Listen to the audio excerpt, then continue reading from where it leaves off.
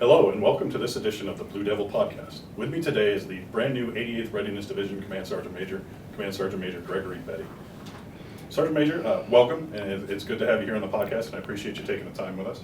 If we could start out, if you could tell us a little bit about your background and what makes you well positioned to serve as the Command Sergeant Major for the 88th Readiness Division. All right, thank you.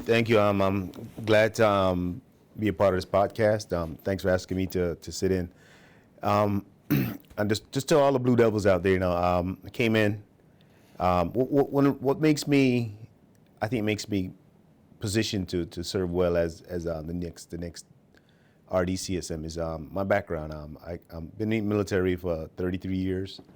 The positions that I've had over the past 33 years of taking care of soldiers at different levels has helped me to understand the needs of soldiers, the needs of what needs to be done on the RD side as far as where the RPAC, the AMSA shops are concerned, what soldiers need for training to move forward and engage and win America's war. So I'm here to see what I can do to help move the needle along so that we can get after things we need to get after and move the division forward.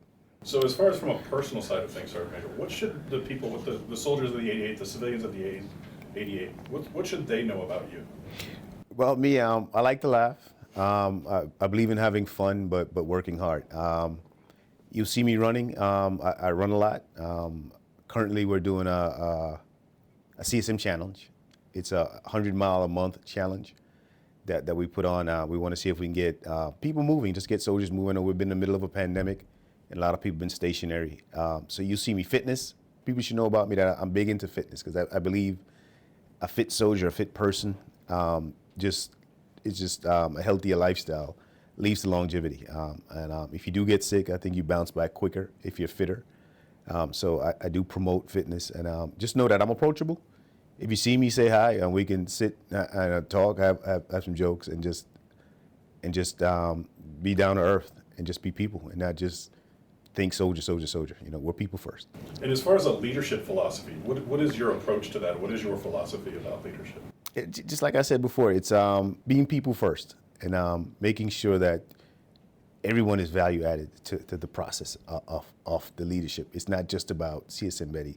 It's not just about the CG. It's the CG's world. It's our job to make his intent real, but he also needs our feedback. And if his intent can't be met, he needs to know it can't be met and why. And so my philosophy is get everybody involved. It's us. It's a team. It's a team effort. And speaking of that team, so your priorities, what are those priorities that you have in helping the 88th Readiness Division achieve its mission of enabling readiness within this 19-state region? Right. Within this, our radius, which is pretty large, the largest in the of the 4 RDs, my job is to meet with the CG, see what his intents are, and then push it out to the fellow leaders. And we'll battlefield circulate. We go on missions and go around and make sure that I'm not big into being the leader on the wall. I'm big into getting out there. You're not going to see a picture and say, "Oh, that's the RD CSM Betty." No, you're going to see me where you're working, where you having your problems, what the problems are, where you having some fun. You see me out there. I'm going to get involved, and I'm going to listen. I'm going to listen if it's something that's warrant bringing it back up to the CG and back up through the channels to get fixed, repaired, or make it better for soldiers, more conducive for soldiers to learn and fight and win. Yes, we're going to be out there. So be prepared to see me and the CG circulating throughout the battlefield to making sure that things are addressed. And kind of talking about that circulation, a little off the topic here. Is there an area of this 19 states that you're looking forward to getting to, or somewhere that you haven't been that you're interested to see? All of it. All of it. There's no particular favorite because it's all cold. So I'll come out there in the cold because I want to feel what it feels like to take a PT test in 20-degree weather, -degree weather. I want to feel so that if soldiers say, no, we need a facility to facilitate taking APFT, ACFT in a different location, I can see why. And I can feel the pain. Or when it gets hot, I need to figure out what we need to do. So you will see me I'm not going to not just pick the summertime to come out just because it's summertime. Safety first, but I will be circulating to all the states as best I can throughout the next 3 years. Now, as far as goals, we kind of talked about places to visit, but as far as personal goals and maybe even organizational goals that you hope to achieve during your tenure as the command sergeant. Right now, the numbers don't look so great for the 88th on the numbers side of the house. Readiness is key. Readiness is number one, and we got to do a lot better at numbers. So the goal for me is to have the 88th be in the top 3, top 5 of the MSCs out there, right? So we have some work to do, but we're going to do it together. We're going to have some fun, and I'm already engaged all the leadership. All the E9s are on board, and my first sergeant here at the HHC are on board, and they know what expected of me from them. And we think that's our goal, is to be in the top 5. I want to be number 1 RD, but at least top 3 to top 5 when I leave here in 3 years. So as far as for the TPU, the Miltex, the AGR force of the 88th, what message would you like to send to the TPU, Miltech, and AGR force? That I'm here. I'm here. Your issues, your problems are mine. I'm a TPU. And I understand the plight of the TPU. I understand the difficulties of working a civilian job, being a family man, and also taking care of your soldiers' responsibility. The 2 weeks, what's that commercial? 2 weeks? 1 weekend a month. 1 week in a month, 2 weeks a year. That's a farce. We do need to change that commercial, by the way, and update that commercial and go forward. To be a leader in the Army today, you can't just do that. That's basic minimum. You won't be effective. So I say to all the Miltex, we're going to see what we can do to come out and see what we can do to help. I don't make promises. I come out and see what I can do to help, and I'll push it forward to the CG to see where we can assist. And that civilians, again, it's one team. We're all Blue Devils. You'll never hear me call you out as a TPU or an AGR or a Miltech. We're all Blue Devils, and making sure that every Blue Devil gets an opportunity to succeed and excel. That's my purpose and my goals. And you kind of talk about the TPUs and you, as the senior NCO within the 88th Readiness Division. Is there advice that you have for junior NCOs, for those young buck sergeants? Yeah, schooling. I'm doing the challenges. I'm not just going to do fitness challenges. I think my next challenge, I'm going to mention it to Sergeant Freeze. I'm thinking of doing an education challenge where the next 4 months we see how many classes we can take on EBDL. We get out there and do some classes, because you can get paid.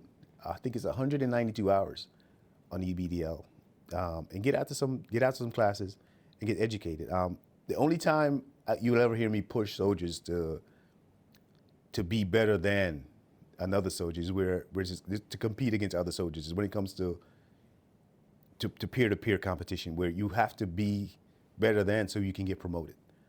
But once we get to war, we're coming back and we unite as one and we fight, engage, and win wars. But you have to get promoted. You have to be better than, because when the packet comes up, everybody can come to drill every weekend and sit around and do what needs to be done. But how are you better? What classes have you taken? How much college credits do you have? What humanitarian service? How are you helping the community? Things of that nature I look for in packets. It's not just about how well can you soldier, how good of a citizen you are to the community that we serve. So those are the things that I encourage soldiers to do. Look to take classes, never stop learning, and stay physically fit. And you've mentioned that you've talked to the E9s and your first sergeant here at the HHC. As far as for the rest of that senior NCO cohort, what would be your advice for that level? At that level, same advice, because the education never stops. I'm still taking classes, and I'm at the 2-star level. There's 2 or 3 classes still that I need to take. So never stop learning, never stop getting yourself educated. There are books out there that CSM Lombardo puts out, a book list. Get on his book list so that when you're speaking to him, you're well versed in what he wants to hear, or what he's thinking and how he thinks, so that when he puts emails out and direction out, you know his direction, or you can speak at his level. So keep yourself current. Things are changing on a daily basis. Read. If publications come out, know them. Don't just wait. When soldiers ask you questions, you can't answer them, right? It's impossible. It's funny that soldiers think CSM knows everything. You wear that rank, you're supposed to know everything. So read, ask questions so that you can be knowledgeable at your level, and pay attention to your schooling. Pay attention to your schooling even as a CSM, because to get to the next levels, you need certain classes. We still need classes to get to certain levels. So get on the OMLs, ask for it, and do your jobs and stop worrying about your eval. Do your jobs, and your evals write themselves. And final question we have here for you today, Sergeant Major. As far as expectations of the soldiers, the civilians, the Blue Devils, as you call them, it's for everybody here. What are your expectations? I expect all Blue Devils to be professionals and respect each other. I know there's a big push right now, people first, in diversity, equity, and inclusion. We have to push for that and make sure that we take care of each other. It's one team, one fight. I know that's a corny cliche, but it works. And we have to look out for each other. And just respect and professionalism is all I'm asking. And we'll do great things together. And I'm going to throw one final question at you, Sergeant Major. It's kind of an open-ended, and take it where you want to go with it. Who is Sergeant Major Betty? Sergeant Major Betty is the husband of Donna Betty, right, and the father of Greg Jr., Ryan, and Jordan. And that's who Sergeant Major Betty is. And I'm here to serve. I've been doing it for 33 years. And I like to have fun. I'm also one of the biggest Giants fans. So go Giants. The Eagles, y'all did us dirty by not competing. You could have lost. You still lost, but compete. And that's the key. We always compete. And Army spirit, what if we were to go out and not fight and just give up? You don't. You're in it. You're in it to win it. You try your best to win at all matters. And that's who Sergeant Major Betty is. Outstanding. And I appreciate your time today, Sergeant Major. And any other closing comments or final words you would like to say? Yeah, go Blue Devils.